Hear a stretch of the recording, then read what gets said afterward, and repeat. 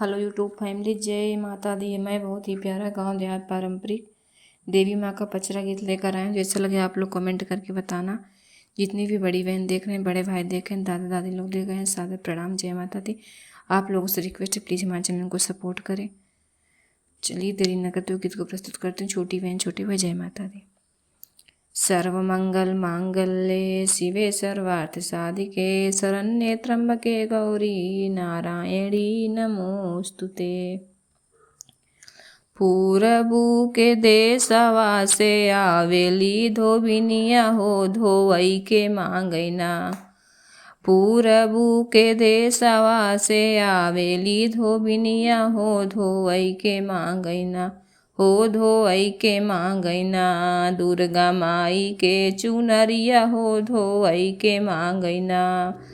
दुर्गा माई के चुनरिया हो, धोवई के मांगैना।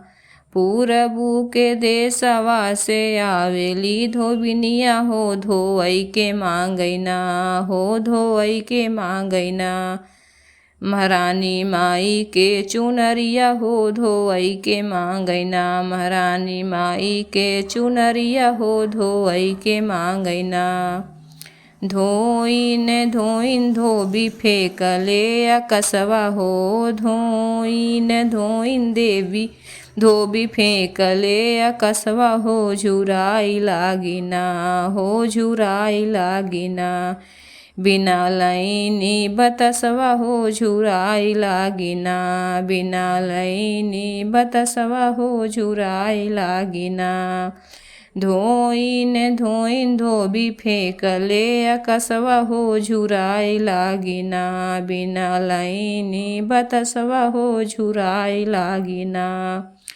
बिना लैनी बतसवा हो, झुराई लागिना।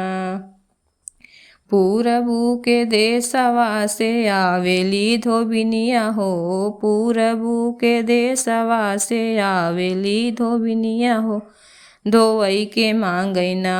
हो धोवई के मांगैना। शीतला माई के चुनरिया हो, धोवई के मांगैना। शीतला माई के चुनरिया हो, धोवई के मांगैना। पूरबू के देशवा से आवेली धोबिनिया हो, धोवई के मांगैना। शीतला माई के चुनरिया हो, धोवई के मांगैना। शीतला माई के चुनरिया हो, धोवई के मांगैना। धोइन धोइन धोबी फेंकले अकसवा हो, धोइन धोइन धोबी फेंकले अकसवा हो, झुराई लागिना। बिना लैनी बतसवा हो, झुराई लागिना। बिना लैनी बतसवा हो, झुराई लागिना।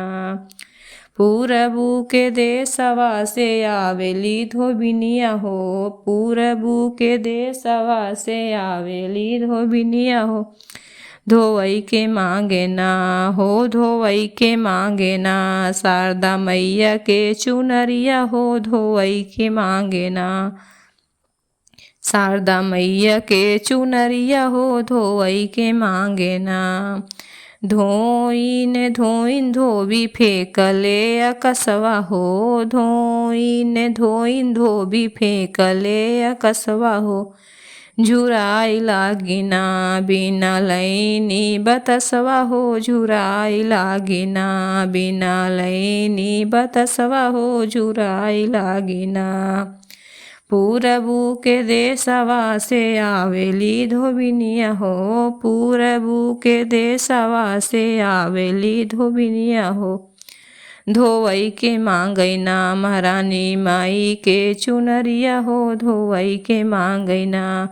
सातो बहिनी के चुनरिया हो, धोवई के मांगैना। सातो बहिनी के चुनरिया हो, धोवई के मांगैना। धोइन धोइन धोबी फेंकले अकसवा हो, धोइन धोइन धोबी फेंकले अकसवा हो, झुराई लागिना। बिना लैनी बतसवा हो, झुराई लागिना। बिना लैनी बतसवा हो, झुराई लागिना। पूरबू के देशवा से आवेली धोबिनिया हो, पूरबू के देशवा से आवेली धोबिनिया हो। धोवई के मांगैना सातो बहिनी के चुनरिया हो, धोवई के मांगैना सातो बहिनी के चुनरिया हो, धोवई के मांगैना। धोइन धोइन धोबी फेंकले अकसवा हो, धोइन धोइन धोबी फेंकले अकसवा हो। झुराई लागिना बिना लैनी बतसवा हो, झुराई लागिना बिना लैनी बतसवा हो, झुराई लागिना। जय माता दी।